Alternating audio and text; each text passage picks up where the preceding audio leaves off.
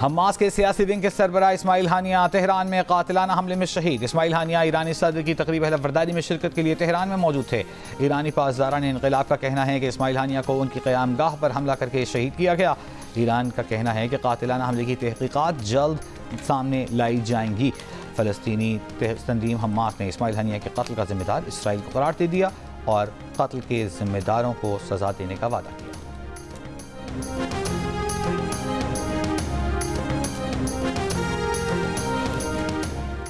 फ़लस्तीन के साबिक वज़ीर आज़म इस्माइल हानिया हमास के सियासी सरबराह और हमास के पॉलिटिकल ब्यूरो के चेयरमैन थे। 2023 से इस्माइल हानिया कतर में क़याम पजीर थे। इस्माइल हानिया 1988 में हमास के क़याम के वक्त एक नौजवान बानी रुकन की हैसियत से शामिल थे। 1997 में वो हमास के बानी रहनुमा शेख अहमद यासीन के पर्सनल सेक्रेटरी बने। 1988 में पहले इंतफादा में शिरकत करने पर इस्माइल हानिया को इसराइल ने 6 माह कैद में रखा। 1989 में दोबारा गिरफ्तारी के बाद 1992 में इस्माइल हानिया को लबनान बदर किया गया। ओस्लो मुआहदे के बाद इस्माइल हानिया की गजा वापसी हुई।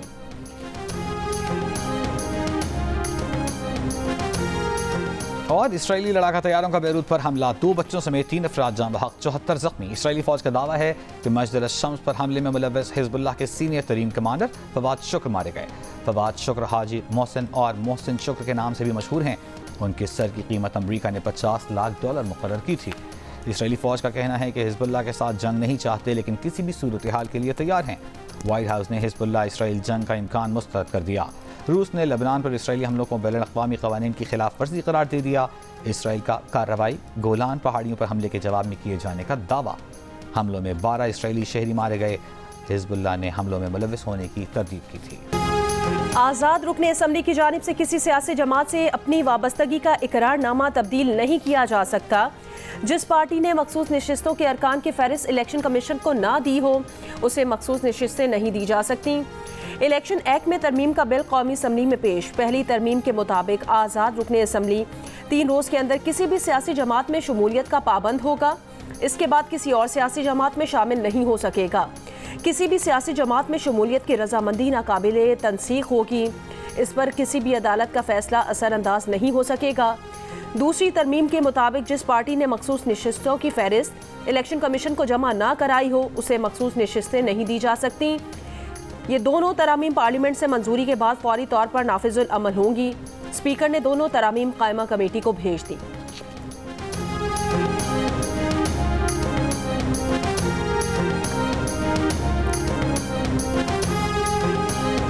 चेयरमैन तहरीक इंसाफ बैरिस्टर गौहर ने कहा है कि तहरीक इंसाफ ने टोटल वोटों का 50% लिया है। 41 MNAs ने बयान हलफी जमा करवाए। बयान हलफी के बावजूद हमारे MNAs के खिलाफ एक्शन लिए जा रहे हैं। इलेक्शन कमीशन बाकी MPs के नोटिफिकेशन जारी करे। कौमी असम्बली में बिल को गैर आईनी तरीके से पास किया जा रहा है। उम्मीद है सुप्रीम कोर्ट अपने फैसले पर अमल करवाएगी। सुप्रीम कोर्ट से दरख्वास्त है हमारे मेंबरान को तहफ़्फ़ुज़ फराहम करे। रहनुमा तहरीक इंसाफ लतीफ़ खोसा ने कहा कि पार्टी तब्दीली के लिए बदनीयती पर मबनी बिल लाया जा रहा है। कायमा कमेटी से किसी सूरत बिल पास नहीं होने देंगे।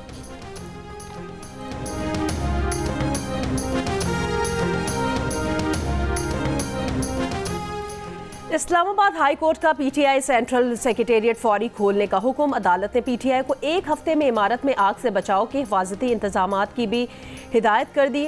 अदालत ने कहा कि तहरीक इंसाफ CDA हुकाम से 10 किस्म के इंतजामात करने पर मुत्तफिक हुई। PTI ने CDA से इत्तफाक किया कि आग बुझाने के आले हर फ्लोर पर लगाएंगे। छत पर फायर पंप, अलग से पानी का टैंक, मैनुअल अलार्म सिस्टम भी होगा।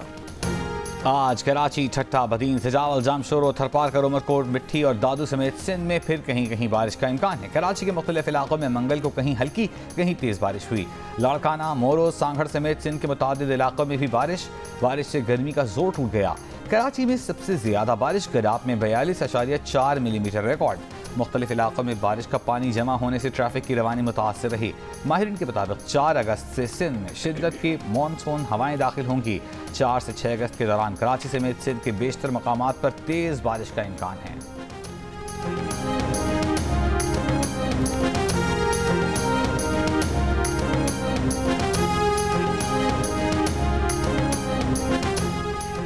आज इस्लामाबाद, पंजाब, बालाई खैबर पख्तूनख्वा, जनूबी बलूचिस्तान, कश्मीर और गिलगित बल्तिस्तान में बारिश का इम्कान। मूसलाधार बारिशों के बायस दरियाए चित्राल में ऊंचे दर्जे का सैलाब। कोगरी पुल, पुलिसी चौकी, मकानात, मसाजिद, बागात और फसलें बह गईं। चित्राल मस्तूज रोड पर ट्रैफिक मअतल। मुल्क के मुख्तलिफ इलाकों में बारिश, लैंडस्लाइडिंग से और आसमानी बिजली गिरने समेत मुख्तलिफ वाक़यात में 26 अफराद जाँ बहक हो गए।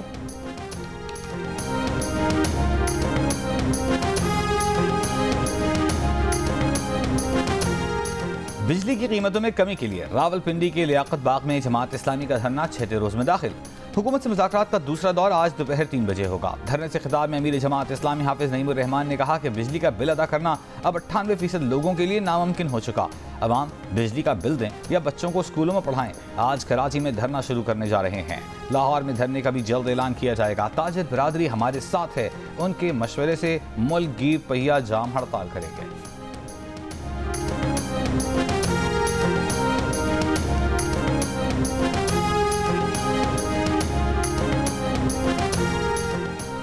फौजियों को बगावत पर उकसाने का जुर्म साबित। पाक फौज के retired lieutenant colonel Akbar Hussain से रैंक भी जब्त कर लिया गया।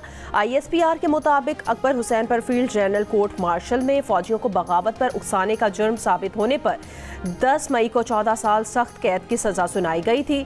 मजाज अदालत ने मुनासिब अदालती अमल के जरिए अकबर हुसैन को मुजरिम करार दिया था।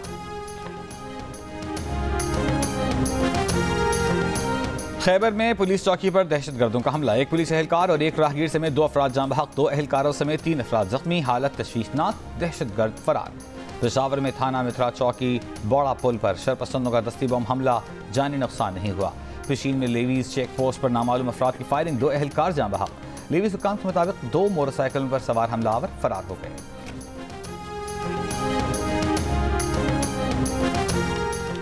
गवादर में मंगल को फिर एहतजाज हुआ। मुजाहिरीन ने विमेन पुलिस स्टेशन पर हमला किया। वजीर दाखिला बलूचिस्तान को ब्रीफिंग में बताया गया कि विमेन पुलिस स्टेशन पर तोड़फोड़ की गई। 2 पुलिस एहलकार जख्मी हुए। मुश्तइल मुजाहिरीन ने गवादर में CNW के दफ्तर का सरकारी रिकॉर्ड जला दिया। राजी मुची कमेटी की रुकन सीमी दीन बलोच, सिबगतुल्ला बलोच और सबीहा बलोच को रिहा कर दिया गया। डिप्टी कमिश्नर हमूदुर रहमान ने कहा कि इन खवातीन को गिरफ्तार नहीं किया गया था। सोशल मीडिया पर मुनज़्ज़म मंसूबे के तहत अफवाहें फैलाई जा रही हैं। राजी मुची कमेटी अरकान कानून हाथ में लेकर हुकूमती रेड चैलेंज की। मुजाहिरीन ने एक एहलकार को शहीद कर दिया।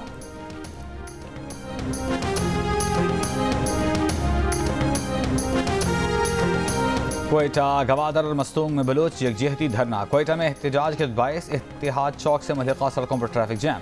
रेड जोन और अतराफ की सड़कें आमदरफ्त के लिए 5वें रोज भी सील। गवादर के दाखिली और खारजी रास्ते बंद कर दिए गए। मकरान कोस्टल हाईवे M8 समेत तमाम शाहराहें बंद। धरने के बायस ज़ायरीन पाक ईरान बॉर्डर पर फंस गए। डिप्टी कमिश्नर के मुताबिक ज़ायरीन में छोटे बच्चे और ख़वातीन भी शामिल हैं।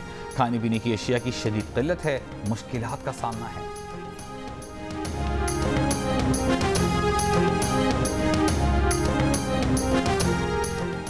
कराची में स्पेशल इन्वेस्टिगेशन यूनिट में तैनात पुलिस अफसरान और एहलकारों की एक और वारदात सामने आ गई।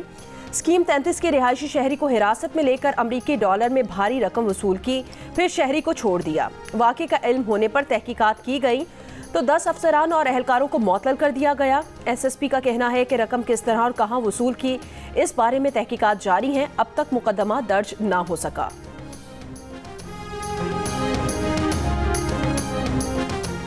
विदहोल्डिंग टैक्स के खिलाफ कराची ग्रोसर्स एंड होलसेलर्स का मुल्क भर की अनाज मंडियां आज से 2 अगस्त तक बंद रखने का ऐलान। Chairman Karachi grocers and wholesalers का कहना है कि FBR के विदहोल्डिंग एजेंट नहीं बन सकते। विदहोल्डिंग टैक्स से दाल और चावल की कीमत में 20 से 50 रुपए फी किलो तक इजाफा हो जाएगा। 3 दिन की हड़ताल से मसला हल न हुआ तो 16 अगस्त को अगला लाहेमल देंगे। खैबर पख्तूनख्वा असम्बली ने तंबाकू पर सूबाई टैक्स कम करके आधा कर दिया। बजट में 1 किलो तंबाकू पर 50 रुपए टैक्स लगाया गया था। फाइनेंस तरमीमी बिल मंजूर करके इस टैक्स को 25 रुपए फी किलो कर दिया। नस्वार में इस्तेमाल होने वाले तंबाकू पर 7.5 रुपए फी किलो टैक्स को बरकरार रखा गया है।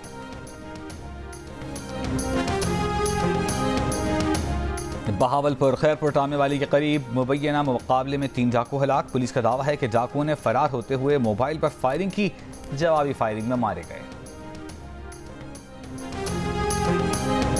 अगर किसी मदरसे में कोई रियासत दुश्मन छुपे हुए हैं तो हम कार्रवाई के लिए तैयार हैं। इस ऐलान पर तमाम मकातब फ़िक्र के उलमा का इत्तेफाक है। मुफ्ती तकी उस्मानी, मुफ्ती मुनीब रहमान, इत्तेहाद तंजीमातुल मदारिस के माहिदीन अल्लामा शब्बीर मीसमी और दीगर उलमा इकराम की कराची में प्रेस कॉन्फ्रेंस। मुफ्ती तकी उस्मानी ने कहा कि रियासत की जानिब से मदारिस की रजिस्ट्रेशन नहीं हो रही। हम तो चाहते हैं रजिस्ट्रेशन हो और बैंक अकाउंट खोले जाएँ ताकि हर चीज़ का रिकॉर्ड रहे। मुफ्ती मुनीब रहमान ने कहा कि हमने कभी मुल्क की सलामती के खिलाफ काम नहीं किया, हमेशा मुसल्लह अफवाज के साथ खड़े रहे हैं। दीनी मदारिस ने कभी फसाद से फ़ायदा उठाने का सोचा तक नहीं। हमें हरीफ के बजाय हलीफ समझा जाए।